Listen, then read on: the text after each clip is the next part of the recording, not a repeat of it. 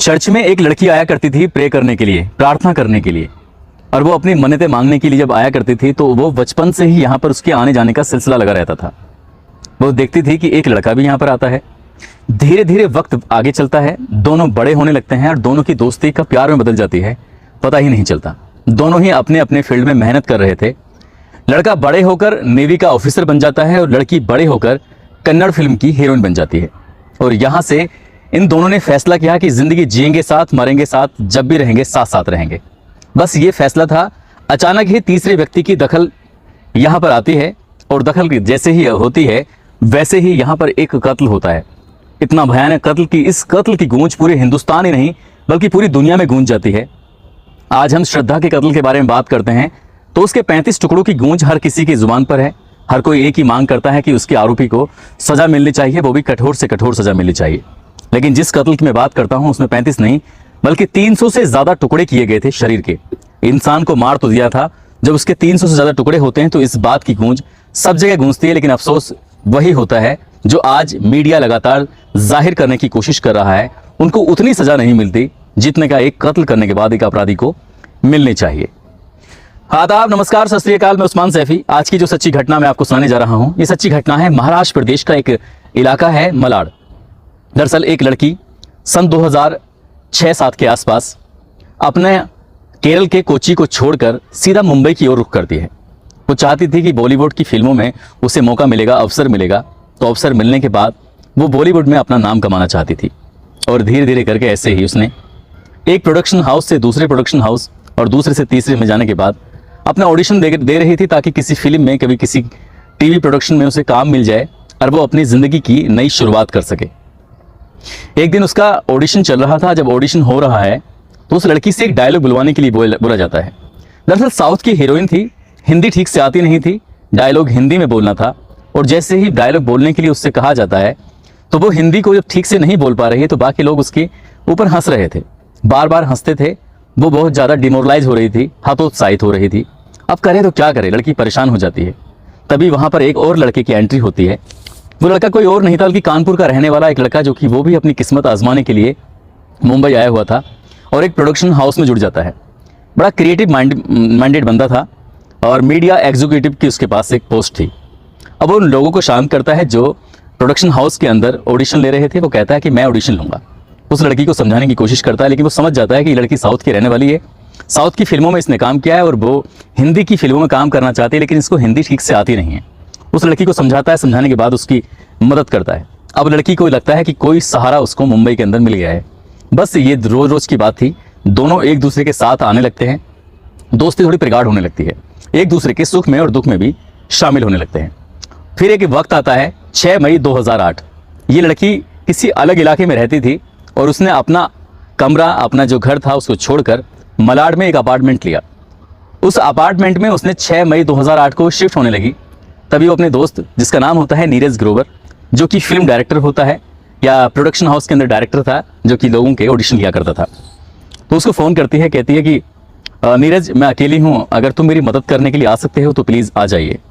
नीरज उसकी बात सुनता है और रात के 9:30 बजे के आसपास सीधा पहुँच जाता है कमरे पर और उसके जो सामान था वो सारे के सारे सामान को अपनी दोस्त, जो हीरोइन का नाम होता है कन्नड़ की अभिनेत्री मारिया सुसीराज, और ये डायरेक्टर जो होता है इसका नाम होता है नीरज ग्रोवर, दोनों अपने अपार्टमेंट में मिलते हैं। और जो सामान था, एक एक सामान को बारी बारी से वो इत्मीनान के साथ रख रहे थे, सही करके रख रहे थे। जो बॉक्स थे उन बॉक्स को खोल कर रख रहे थे। अचानक जब रात के 10:30 बजते हैं तो 10:30 बजे का वक्त रहा होगा, तभी एक फ़ोन आता है।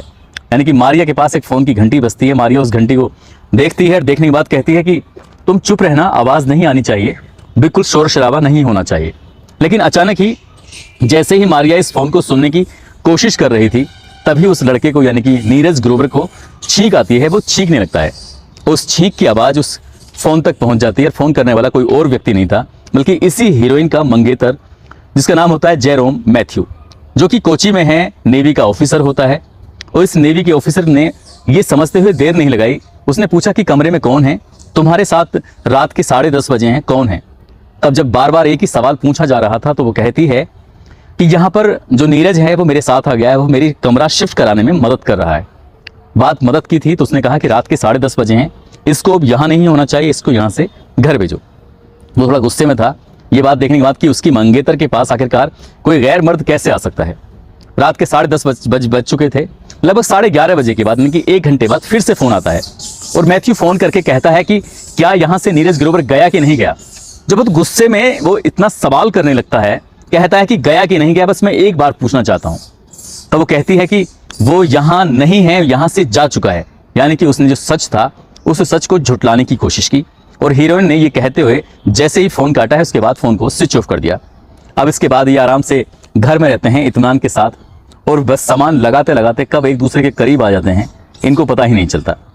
दोनों साथ रहते हैं, एक दूसरे के साथ संबंध बनाते हैं और संबंध बनाने के बाद रात पूरी निकल जाती है और अचानक ही सुबह 7:30 बजे यानी कि 7 मई 2008 की सुबह 7:30 बजे के आसपास बार बार घंटी बज रही थी। अचानक से हड़बड़ाते हुए हीरोइन उठती है और उठने के बाद मारिया अपने कपड़े पहनती है और कपड़े पहनने के बाद इतनी देर में जो कपड़े पहनने का जो समय लेती है तभी घंटी लगातार बज रही थी। वो घंटी बजाने वाला ऐसा लग रहा था बहुत ज़्यादा गुस्से में है और वो कोई और नहीं होता है। जैसे दरवाज़ा खुलता है तो सामने मैथ्यू खड़ा हुआ था। यानी कि मैथ्यू मुंबई से बहुत दूर था, कोची में था, केरल में था और वो रातों रात यहाँ तक कैसे पहुँच गया। उसने पूछा कि तुम यहाँ, मुझे लगा था कि शायद वो लड़का जाएगा नहीं और मैंने रात में ही ये पता किया कि फ़्लाइट का टाइम क्या है। तभी वो कोची से मुंबई के लिए फ़्लाइट पकड़ता है।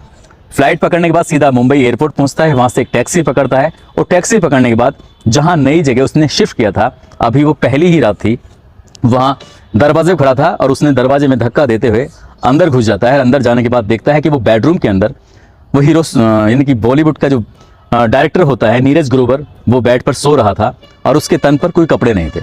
जब बिना कपड़ों के वो सोता हुआ देखा तो यहाँ पर कहीं ना कहीं मैथ्यू को इतना गुस्सा आ जाता है, वो उसको जोर से उठाता है। उठाने के बाद उसके साथ मारपीट करना शुरू कर देता है। मारपीट ज्यादा शुरू हो जाती है।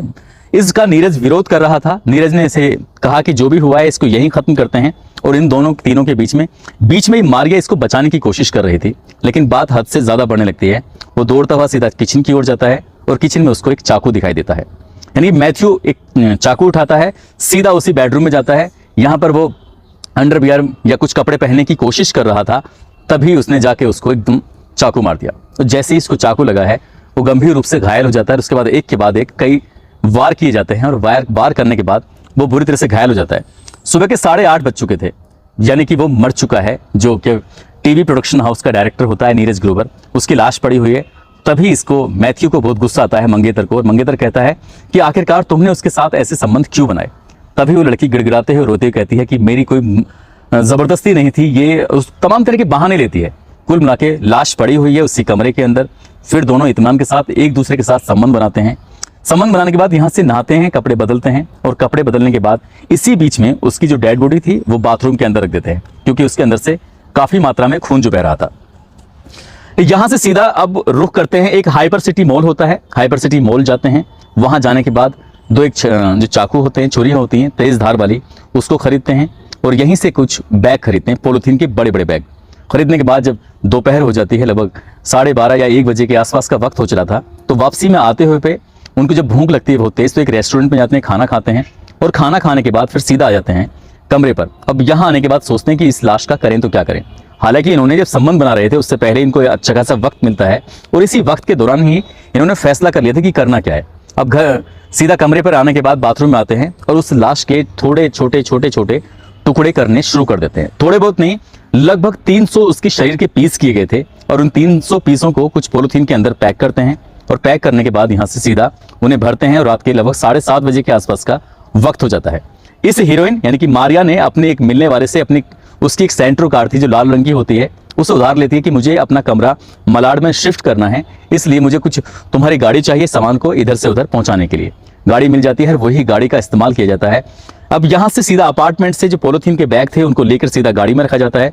गाड़ी में रखने के बाद कुछ दूर चलते हैं, रास्ते में एक पेट्रोल पंप मिलता है और पेट्रोल पंप पर जाने के बाद यानी कि अंधेरा हो चुका है और वहां से काफी मात्रा में पेट्रोल लिया जाता है। उस पेट्रोल को ले जाने के बाद सीधा गाड़ी में रखते हैं। पहले से ही गाड़ी में डेड बॉडी थी, यानी कि लाश के 300 पीसेस थे, टुकड़े थे जो कि पॉलीथीन के अंदर पैक थे। अब यहाँ से जंगल की ओर रुख किया जाता है।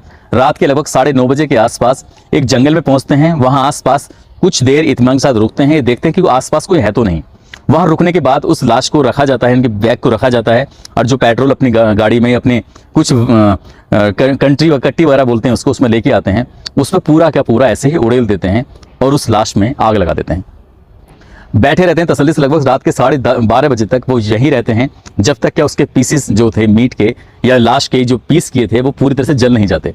इस जलने के बाद रात के 12:30 बजे फिर वापस आते हैं अपने अपार्टमेंट में मलाड में, और यहाँ आने के बाद फिर एक दूसरे के साथ संबंध बनाते हैं और एक दूसरे के साथ पूरी रात ऐसी बिताते हैं। अगला दिन निकलता है, अगला दिन निकलने के बाद, यानी कि अब ये घटना 6 तारीख की थी, 7 तारीख को लाश को ठिकाने लगाया जाता है, 8 तारीख को दोपहर में 12:30 बजे के आसपास मुंबई से कोची के लिए इस नेवी अफसर की फ्लाइट होती है, वो वापस चला जाता है। इधर जो नीरज ग्रोवर है अपने ऑफिस में नहीं जा रहा, तो घर वाले नहीं, प्रोडक्शन हाउस वाले परेशान हो जाते हैं कि आखिरकार नीरज ग्रोवर कहाँ गया है। उसका नंबर भी स्विच ऑफ आ रहा था। तब कहीं जाकर पुलिस में मुकदमा दर्ज कराया जाता है। मुकदमा दर्ज कराने के बाद पुलिस वाले अब इस मामले की जांच पड़ताल में जुट जाते हैं। सर्विलांस टीम ने उसके मोबाइल की कॉल डिटेल के आधार पर और मोबाइल की जो लोकेशन थी उसके आधार पर पता लगाया कि वो आखिरी वक्त में कहीं और नहीं था, मलाड के उस अपार्टमेंट में था जहां पर पहले से ही मारिया की कॉल डिटेल थी, वो उसकी लोकेशन थी। और मारिया को टूटने में ज़्यादा वक्त नहीं लगता, और जब सच सामने आता है तो पता चलता है कि उसके प्रेमी, यानी प्रेमी नहीं बल्कि उसके मंगेतर ने इस डायरेक्टर के 1-2 नहीं बल्कि 300 टुकड़े करके उस लाश को जला दिया था, उसके टुकड़े जला दिए थे।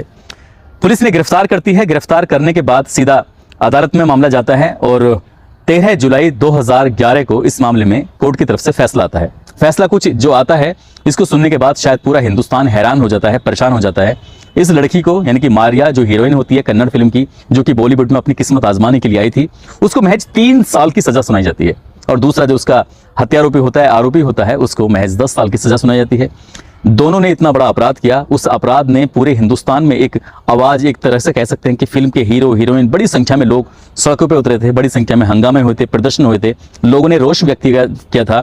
जिस तरह से आज की तारीख में श्रद्धा के मामले को लगातार हाईलाइट किया जा रहा है, उस दौर में भी लगातार नीरज ग्रोवर हत्याकांड टीवी पे छाया हुआ था, अखबारों में छप रहा था, बड़े बड़े फिल्म डायरेक्टर, हीरो हीरोइन वगैरह सबके सब आवाज उठा रहे थे।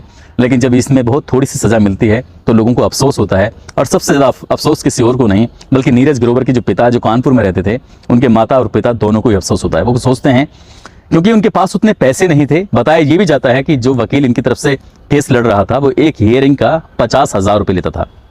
अब ऐसी कंडीशन में ये पूरे पैसे दे नहीं पा रहे थे, कमजोर स्थिति थी, कमजोर घर था, और उस जो हत्यारे थे वो आसानी से बचकर निकल जाते हैं। और जब ये बात लोगों को पता चलती है तो लोग सोचकर सुनकर हैरान रह जाते हैं। आज सन 2022 की मैं बात कर रहा हूँ, जब दिल्ली में श्रद्धा की हत्या होती है तो उसके बाद पूरे देश में एक तरह से भूचाल मच जाता है। लोग आवाज उठाते हैं, कहते हैं कि श्रद्धा के कातिल आफताब को बड़ी से बड़ी सजा मिलनी चाहिए, लेकिन जब सबूत ही नहीं होंगे तो सजा कैसी? जब उसका केस पूरी ताकत के साथ नहीं लड़ा जाएगा, आवाज तो लोग लगाते हैं, उठाते हैं, लेकिन जब सजा दिलाने का वक्त आता है तो सबके सब लोग भूल जाते हैं, और वो कहीं ना कहीं जो फाइलें होती हैं इतिहास के पन्ने में दफन होकर रह जाती हैं। ऐसा इसके साथ ना हो, यानी कि श्रद्धा के साथ ना हो, जैसे क्या नीरज ग्रोवर के साथ हुआ है।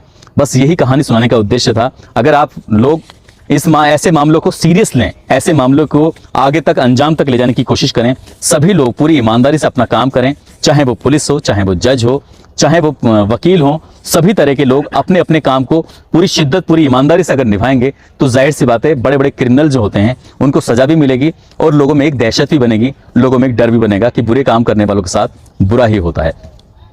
दोस्तों, इस घटनाक्रम को सुनाने का उद्देश्य भी किसी को परेशान करना नहीं है, किसी का दिल दुखाना नहीं है, बल्कि आपको जागरूक करना है, आपको सचेत करना है। और जाते जाते कुछ लोगों के जन्मदिन हैं, जिसमें गुलशन साहू हैं, शिव हैं पलवल से, वसीम अकरम हैं बिहार से, साहिबा रायबरेली से हैं, जीत राम दूदू से हैं, कुकिया कंवर। इन सभी को जन्मदिन की बहुत सारी शुभकामनाएं, बहुत बहुत मुबारकबाद। साथ ही कुछ लोगों ने नाम लेने की अपील की थी, जिसमें चंडीगढ़ की रहने वाली चांदनी शर्मा हैं, इन्होंने नाम लेने की अपील की थी। साथ ही राजस्थान के प्रेम सिंह भाटी हैं, मुरादाबाद से अली रहमत हैं, बाड़मेर से भीखा राम जी हैं, ओम प्रकाश राज बोहरा हैं, जोधपुर से हाफिज मेहर जैसलमेर से हैं, जानवी सिंह, रुचि सिंह फरीदाबाद से, धर्मेंद्र मौर्य, राजू दूधवाला हैं रोनीजा से, रामफल मीणा हैं करौली से, श्रवण राजपुरोहित, ललित कुमार राजस्थान से हैं, मोहम्मद अमीर मेरठ से हैं, अशफाक राजस्थान से, समायरा खान हैं, गौरव दयाल जलेसर से हैं, दिनेश ठाकुर गुजरात से हैं। इन लोगों ने नाम लेने की अपील की थी, और मैं बार बार इसलिए अटकता हूं, जो मेरे साथी हैं उनकी अंग्रेजी बहुत अच्छी है, वो हिंदी में सही से नाम लिख नहीं पाते, इसलिए कई बार गड़बड़ हो जाती है, इसके लिए मैं क्षमा चाहूँगा। दोस्तों आप सब लोग अपना ख्याल रखें, सुरक्षित रहें। जय हिंद, जय भारत।